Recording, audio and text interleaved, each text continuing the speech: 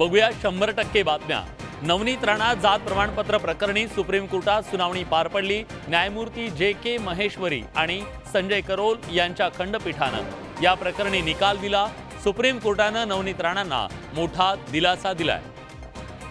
नवनीत राणांच्या जात प्रमाणपत्रावर सर्वोच्च शिक्कामोर्तब झालंय। मुंबई हायकोर्टानं नवनीत राणांचं जात प्रमाणपत्र बनावट असल्याचा निर्णय दिला होता, मात्र सुप्रीम कोर्टानं हायकोर्टाचा निर्णय बदलत नवनीत राणांचं जात प्रमाणपत्र वैध ठरवलंय। खूप संघर्ष होता, पण मी माझे स्वतःला तुटू नाही दिलं। आम्ही लढलो। मुंबई हायकोर्टानं 8 जून 2021ला नवनीत राणा यांचं जात प्रमाणपत्र रद्द केलं होतं। त्यांना कोर्टानं 2 लाखांचा आर्थिक दंड देखील ठोठावला होता। या निर्णयानंतर राणा यांनी सुप्रीम कोर्टात धाव घेतली। माजी खासदार आनंदराव अडसूळ आणि सुनील भालेराव या नेत्यांनी राणा यांच्या जात प्रमाणपत्रावर आक्षेप घेणाऱ्या याचिका 2017 साली दाखल केल्या होत्या। राणा यांनी निवडणूक अर्ज दाखल करताना अनुसूचित जमातीबाबत दिलेलं प्रमाणपत्र बोगस आहे, जात प्रमाणपत्र समिती समोर सुद्धा त्यांनी खोटा जातीचा दाखला दिल्याचा आरोप याचिकांमधून करण्यात आला होता। मात्र निवडणुकांच्या तोंडावर सुप्रीम कोर्टानं जात प्रमाणपत्र वैध ठरवल्यानं नवनीत राणांना दिलासा मिळालाय। अमरावतीच्या खासदार नवनीत राणा यांच्या जात प्रमाणपत्राबाबत बहुचर्चित निकाल गुरुवारी आला। सुप्रीम कोर्टानं नवनीत राणा यांना दिलासा दिलाय। नवनीत राणा यांचं जात प्रमाणपत्र सुप्रीम कोर्टानं वैध ठरवलं। गुरुवारी दुपारी महायुतीनं शक्ती प्रदर्शन करत नवनीत राणांचा उमेदवारी अर्ज दाखल केला। याच वेळी सुप्रीम कोर्टाकडून राणा यांच्या जात प्रमाणपत्रावर शिक्कामोर्तब केलं गेलं। त्याचवेळी अमरावतीत सुरू असलेल्या रॅलीतून उपमुख्यमंत्री देवेंद्र फडणवीस यांनी निकालावर भाष्य केलं। फॉर्म भरायच्या दिवशी सुप्रीम कोर्टाचा आशीर्वाद मिळाला आणि जे लोक पोपटासारखे बोलत होते त्यांच्या थोबाडात झापड बसलेली आहे। उपमुख्यमंत्री फडणवीस आणि नवनीत राणांनी उद्धव ठाकरेंना लक्ष्य केलं। एक मुख्यमंत्रीला शोभणार आहे का की हनुमान चालीसा फक्त वाचतो म्हणून सांगितलं तर 14 दिवस मध्ये जेलात टाकला उद्धव ठाकरेंनी। उद्धव ठाकरेजी सांगा, हनुमान चालीसा भारतात म्हणायची नाही तर काय पाकिस्तानामध्ये जाऊन म्हणायची? महायुतीच्या रॅली दरम्यान सुप्रीम कोर्टाचा निकाल आल्यानंतर नवनीत राणा भाऊक झाल्याचं पाहायला मिळालं। अमरावती लोकसभा मतदारसंघात भाजपनं नवनीत राणांना उमेदवारी जाहीर केली। अमरावती मतदारसंघातून उमेदवारी अर्ज दाखल करत असताना नवनीत राणा यांनी जोरदार शक्ती प्रदर्शन केलं। यावेळी राणा दाम्पत्यानं विरोधकांवर जोरदार टीकास्त्र डागलं। नवनीत राणांनी उमेदवारी अर्ज दाखल करण्यापूर्वी अमरावतीच्या अंबादेवी आणि एकविरा मंदिरात पूजा केली। त्यानंतर प्रचार रॅली काढत जोरदार शक्ती प्रदर्शन केलं। त्यानंतर झालेल्या सभेत बोलताना रवी राणांनी बच्चू कडूंवर जोरदार हल्लाबोल केला। मोदींना तिसऱ्यांदा पंतप्रधान करण्यासाठी नवनीत राणांना विजयी करण्याचं आवाहन फडणवीसांनी केलं। काउंटिंगच्या दिवशी जनतेचा आणि मोदी साहेबांचा आशीर्वाद मिळून नवनीत राणा प्रचंड मताने या ठिकाणी खासदार होणार आहेत। काँग्रेसची बी टीम झालेली आहे आणि पूर्ण महाराष्ट्रामध्ये कवाळे साहेब जो आमचा भाऊ आहे तो तोडीबाज म्हणून ओळखल्या जाते।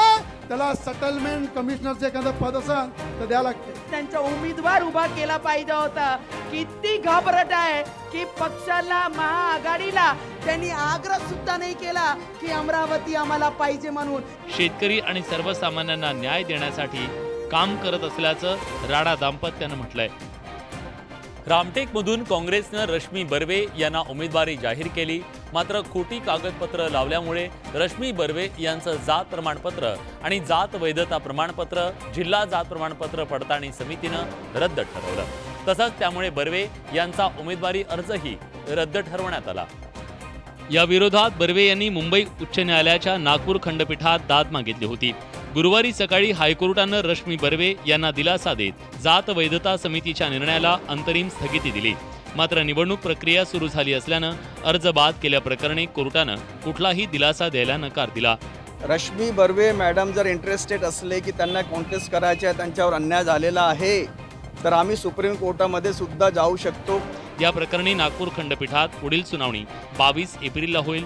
विशेष म्हणजे तोवर रामटेक लोकसभेसाठी मतदान पार पडलेलं असेल, त्यामुळे रश्मी बर्वे यांना जात वैधता प्रमाणपत्र रद्द केल्याप्रकरणी दिलासा मिळाला असला तरी त्यांची उमेदवारी रद्द केल्याप्रकरणी दिलासा मिळालेला नाहीये। राष्ट्रवादी काँग्रेस शरदचंद्र पवार पक्षानं लोकसभेसाठी 5 उमेदवारांची नावं आधी जाहीर केली होती। उर्वरित उमेदवार पवार कधी जाहीर करणार याची उत्सुकता होती। अखेर गुरुवारी संध्याकाळी राष्ट्रवादी शरदचंद्र पवार गटानं आणखी 2 उमेदवारांची घोषणा केली आहे। राष्ट्रवादी काँग्रेस शरदचंद्र पवार पक्षानं बीडमधून बजरंग सोनवणे यांना लोकसभेच्या रिंगणात उतरवलंय। दिवंगत विनायक मेटे यांच्या पत्नी ज्योती मेटे या सुद्धा पवारांच्या पक्षाकडून बीडमधून लढण्यासाठी इच्छुक होत्या। या संदर्भात त्यांनी पवारांची भेट घेतली। मात्र आता पवारांनी बजरंग सोनवणेंना रिंगणात उतरवल्यानं बीडमध्ये पंकजा मुंडे विरुद्ध बजरंग सोनवणे असा सामना रंगणार आहे। तर ज्योती मेटे अपक्ष रिंगणात उतरणार का हे पाहणं महत्त्वाचं आहे। तर महाविकास आघाडीत भिवंडीचाही तिढा सुटलाय। भिवंडीची जागा राष्ट्रवादी शरदचंद्र पवार पक्षाकडे गेली असून पवारांनी सुरेश म्हात्रे उर्फ बाळ्यामामा यांना रिंगणात उतरवलंय। काँग्रेसही बाळ्यामामा यांना आपल्या पक्षाकडून उमेदवारी द्यायला इच्छुक होती। अखेर ही जागा शरद पवारांच्या राष्ट्रवादीकडे गेली आहे। त्यामुळे भिवंडीत भाजपचे विद्यमान खासदार आणि केंद्रीय मंत्री कपिल पाटील विरुद्ध सुरेश म्हात्रे यांच्यात सामना रंगणार आहे। धाराशिवच्या जागेचा महायुतीचा तिढा अखेर सुटलाय, उमेदवार मिळालाय। धाराशिव मधून आता राष्ट्रवादीकडून राणा जगजित सिंग पाटील यांच्या पत्नी अर्चना पाटील यांना उमेदवारी जाहीर करण्यात आली आहे। त्यामुळे धाराशिवमध्ये दीर विरुद्ध भाऊजय असा थेट सामना होणार आहे। अखेर धाराशिव लोकसभा मतदारसंघातून महायुतीच्या उमेदवाराची घोषणा करण्यात आली आहे। अजित पवारांच्या नेतृत्वातील राष्ट्रवादी काँग्रेसनं अर्चना पाटील यांच्या नावाची घोषणा केली आहे। अर्चना पाटील या भाजप आमदार राणा जगजितसिंग पाटील यांच्या पत्नी आहेत। तसंच नात्यानं त्या विद्यमान खासदार ओमराजे निंबाळकरांच्या भाऊजय आहेत।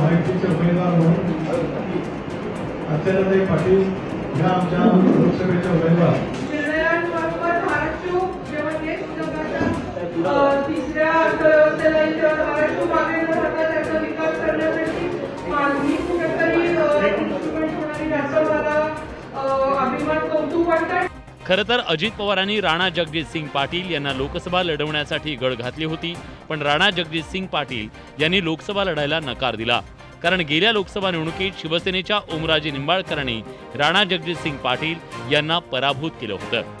आता राणा जगजितसिंग यांच्या पराभवाचा वचपा त्यांच्या पत्नी काढणार का याची उत्सुकता आहे।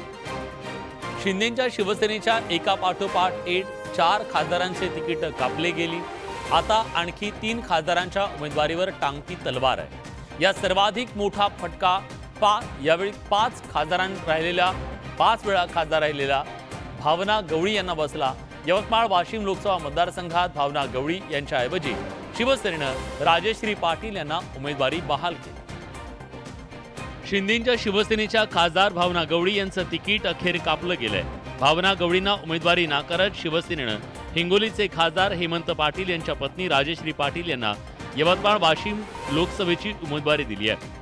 हेमंत पाटील यांची नाराजी दूर करण्यासाठी यवतमाळमध्ये माहेर असलेल्या त्यांच्या पत्नीला शिवसेनेनं यवतमाळ वाशिमच्या मैदानात उतरवलंय।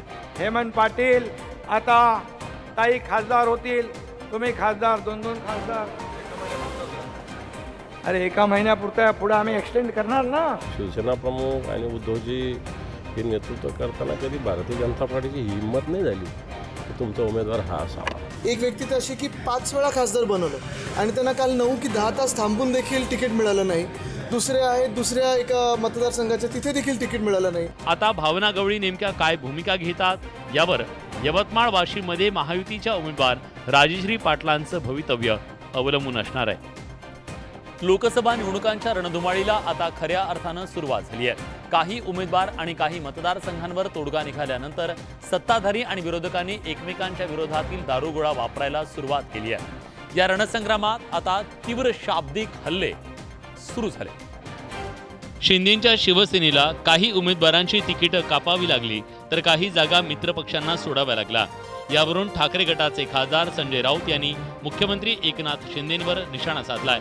स्वतः मुख्यमंत्री दहशतीखाली आहे भाजपच्या आणि ते अचानक कुठेतरी अदृश्य होतात। असल्या अफवा पसरवणारे विरोधी पक्षाचे लोक आहेत। संजय राऊतांनी उपमुख्यमंत्री फडणवीसांना लक्ष केलंय।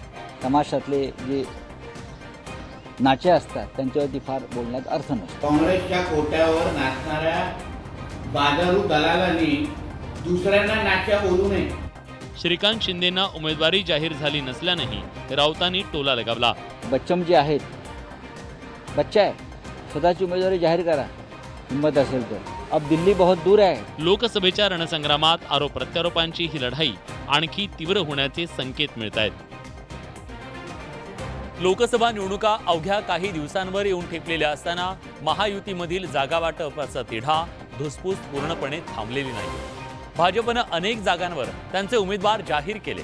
त्यामुळे शिंदेंची शिवसेना आणि अजित पवार गटाची काहीशी कोंडी झाल्याची चर्चा राजकीय वर्तुळात आहे. शिंदेंच्या शिवसेनेतले मतदारसंघ भाजपनं स्वतःकडे खेचल्यानं नाराजी असल्याची चर्चा आहे. निगेटिव्ह सर्व्हेचं कारण पुढे करत काही मतदारसंघ सोडावे लागल्यानं शिंदेंच्या शिवसेनेत नाराजीचं वातावरण आहे. या सगळ्या पार्श्वभूमीवर शिंदे यांचा पक्ष काही महिन्यांचा सोबती असल्याची टीका अंबादास दानवेंनी केली आहे. शिंदेंचा पक्ष 2-4 महिन्याचा विधानसभेपर्यंत हा पक्ष राहील असं मला वाटत नाही. सांगताना थोडीशी त्यांची गडबड झालेली आहे. त्यांना माहिती आहे उभाटा गट हा 2-4 महिन्याचाच राहिलेला आहे. भाजपच्या तालावर शिंदेंच्या शिवसेनेला नाचावं लागतंय असंही दानवेंनी सुनावलं.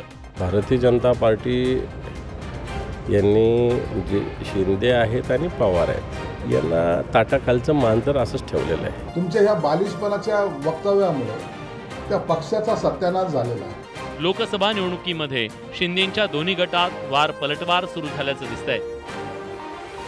हिंगोलीत हेमंत पाटील यांना दिलेली उमेदवारी बदलून बाबूराव कदम कोहळीकर यांना शिवसेनेनं उमेदवारी जाहीर केली.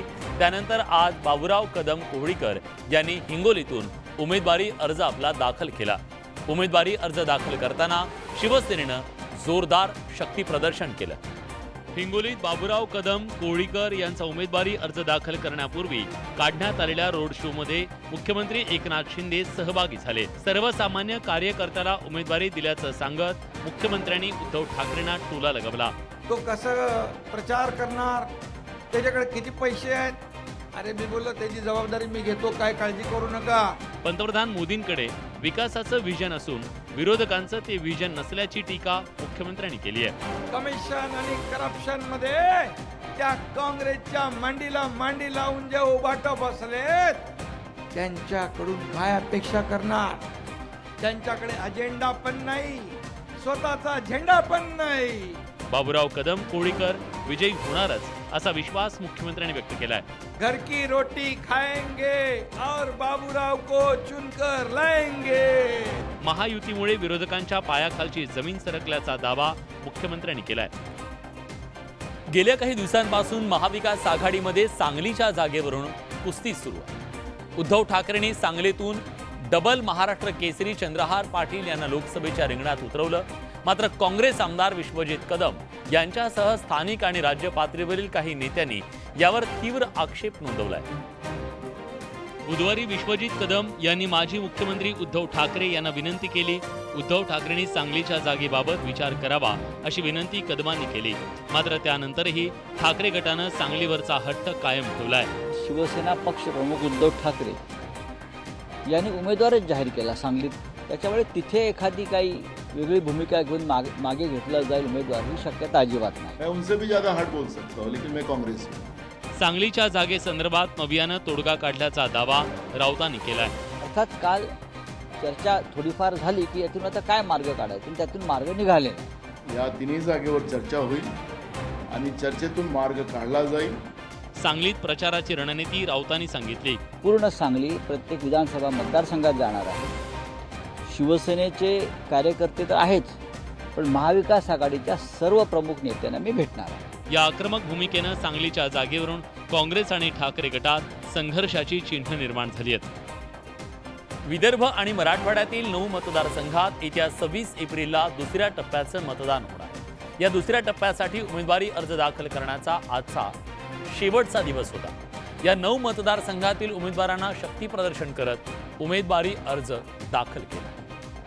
वंचित बहुजन आघाडीचे प्रमुख प्रकाश आंबेडकर यांनी अकोल्यात जोरदार शक्ती प्रदर्शन करत उमेदवारी अर्ज दाखल केला. उद्याचा असणारा हा विजय या ठिकाणी आपण खेचून आणणार अशी जिद्द आपण सगळ्यांनी बाळगूया. नांदेड लोकसभेसाठी भाजपचे उमेदवार प्रताप पाटील चिखलीकर यांनी उमेदवारी अर्ज दाखल केला. यावेळी देवेंद्र फडणवीस, चंद्रशेखर बावनकुळे आणि अशोक चव्हाण हे भाजपचे नेते उपस्थित होते. सगळे नेते एकत्रित आल्यानंतर विकासापासून आपल्याला कोणी थांबवू शकत नाही. वाशिम यवतमाळ लोकसभा मतदारसंघातून राजश्री पाटील यांनी उमेदवारी अर्ज दाखल केला। भावना गवळींचा योग्य सन्मान केला जाईल असं आश्वासन मुख्यमंत्र्यांनी यावेळी दिलं। भावनाताई देखील खासदार आपल्या इथं होत्या, त्यांना देखील वाऱ्यावर सोडलं जाणार नाही। विदर्भ आणि मराठवाड्यातील दुसऱ्या टप्प्यातील या 9 मतदारसंघात येत्या 26 एप्रिलला मतदान होणार आहे। विदर्भ आणि मराठवाड्यातील 9 मतदारसंघात आज उमेदवारी अर्ज दाखल करण्याचा शेवटचा दिवस होता। यात महाविकास आघाडी आणि महायुतीला बंडखोरीची लागण झाली। आता ही बंडखोरी कायम राहते की बंडोबा थंड होत आहेत याची उत्सुकता आहे। बुलढाण्यात ठाकरेंच्या शिवसेनेचे नरेंद्र खेडेकर निवडणुकीच्या रिंगणात उतरलेत। अशात बुलढाण्यातून काँग्रेसचे खामगाव विधानसभा प्रमुख ज्ञानेश्वर पाटील यांनी आपला उमेदवारी अर्ज दाखल केलाय। काँग्रेसच्या वरिष्ठ नेत्यांकडून सूचना मिळाल्यानंच आपण उमेदवारी अर्ज दाखल केल्याचा धक्कादायक खुलासा देखील त्यांनी केलाय। काँग्रेस पक्षाला जागा सुटायला पाहिजे होती, ती सुटली नाही, परंतु काँग्रेस पक्षाचं कोणीतरी असलं पाहिजे। अंतिम क्षणी काहीही निर्णय येऊ शकते या उद्देशाने मी तो माझा अर्ज भरलेला आहे। हिंगोलीतून भाजपचे स्थानिक पदाधिकारी रामदास पाटील यांनी उमेदवारी अर्ज दाखल केलाय। माघार घेणार नसल्याचा पवित्रा त्यांनी घेतलाय। मी पार्टीचा पूर्ण वेळ समर्पित दिवस रात्र काम करणारा कार्यकर्ता आहे, त्यामुळे पक्षश्रेष्ठीला मी समजवू शकतो किंवा मग मी त्यांना विनंती करू शकतो, याच्यातून मला तुम्ही माफी द्या। उमेदवारी अर्ज मागे घेण्याची मुदत 8 तारखेपर्यंत आहे। तोपर्यंत आपला हा वेगळा पवित्रा उमेदवार कायम ठेवतात की अर्ज मागे घेतात याची उत्सुकता आहे। सातारा लोकसभा मतदारसंघात कुणाची लढत होणार हे अजून स्पष्ट झालेले नाहीये। साताऱ्यात श्रीनिवास पाटील यांनी माघार घेतल्यानं राष्ट्रवादी शरदचंद्र पवार पक्षाचा उमेदवार ठरलेला नाहीये, तर महायुतीकडून कोण रिंगणात उतरणार हेही अजून स्पष्ट झाले नाही। महायुतीत साताऱ्याची जागा अजित पवारांच्या राष्ट्रवादीकडे असली तरी या ठिकाणी लढायला उदयनराजे इच्छुक आहेत। त्यांनी पुन्हा ही इच्छा बोलून दाखवली आहे। आणि काय लपून काय ठरतं पहिलंच सांगितलं, उभं राहणार म्हणजे राहणार। काही दिवसांपूर्वी शरद पवारांनी उदयनराजेंची कॉलर स्टाईल मारली, त्यावर उदयनराजेंनी भाष्य केलंय। काय बोलणार ते वडीलधारी, माझं बारसं जेवलेल्या लोकांच्या बद्दल मी काय बोलू मला। पवारांच्या पावसातल्या सभेनं सातारा पोटनिवडणुकीचं वारं फिरल्याचं बोललं जातं, त्यावर उदयनराजेंनी मिश्किल वक्तव्य केलं। अनेकदा तुम्ही सगळे म्हणतात ना पावसामुळं सगळं झालं, देवाची कृपा दिसली, पण मला वाटतं पाऊस पडावा। उदयनराजेंच्या भूमिकेनंतर साताऱ्यातून आता त्यांच्या समोर उमेदवार कोण हे पाहणं महत्त्वाचं आहे। संजय निरुपम यांनी काँग्रेसच्या सदस्यत्वाचा राजीनामा दिलाय। काँग्रेसनं याआधी त्यांच्यावर शिस्तभंगाची कारवाई करत 6 वर्षांसाठी पक्षातून निलंबित केलं होतं। त्यानंतर आता निरुपम यांनी काँग्रेसच्या सदस्यत्वाचा राजीनामा दिलाय। काँग्रेसनं निलंबित करण्याआधीच पक्षाला सोडचिठ्ठी दिल्याचा दावा निरुपम यांनी पत्रकार परिषदेत केला। यावेळी त्यांनी काँग्रेसवर जोरदार हल्लाबोल केला।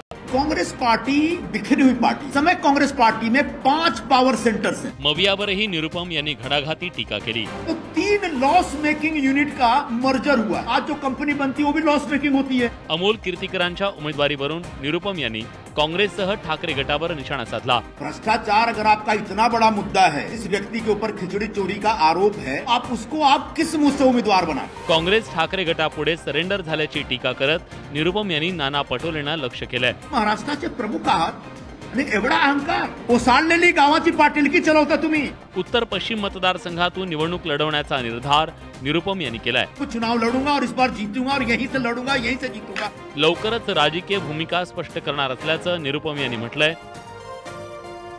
संजय निरुपम यांची काँग्रेसमधून 6 वर्षांसाठी निलंबित करण्यात आलं। निलंबनाच्या कारवाईनंतर निरुपम यांनी खरगे यांना पत्र लिहून काँग्रेस सदस्यत्वाचा राजीनामा दिला।